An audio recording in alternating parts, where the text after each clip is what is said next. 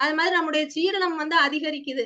நம்ம சாப்பிட்டுக்கிட்டே மேல மேல போட்டுக்கிட்டே இருக்காம, ஒரு நாள் இடைவெளி விட்டுட்டு, திருப்பி வந்து இது பண்ணும்போது நீங்க நல்லா கவனிச்சு பார்த்தீங்கன்னா தெரியும். மற்ற நாள்ல நம்ம 3 நேரம் சாப்பிடும் பொழுது, நமக்கு டான் டான்னு பசிக்கும். அந்த நேரம் ஆனதும் பசி எடுக்கும்.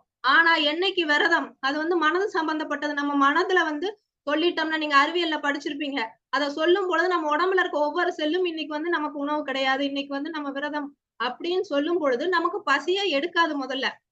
அடுத்ததாக பார்த்தீங்கன்னா, இன்னும் வந்து நமக்கு நல்லா வந்து ஒரு புத்துணர்ச்சியா இருக்கும். நம்ம சாப்பிட்டோம்னா கூட மந்தமா இருக்கும். ஆனா இந்த மாரி நீராகாரம், பழம், பச்சை காய்கறிகள் அந்த மாரி எடுத்துட்டு நம்ம உண்ணாமல் இருக்கும் பொழுது, இன்னும் வந்து நம்மளுடைய உடல் வந்து புத்துணர்ச்சியாக இருக்கும். இன்னும் நமக்கு வந்து நல்லா வேலை செய்ய முடியும்.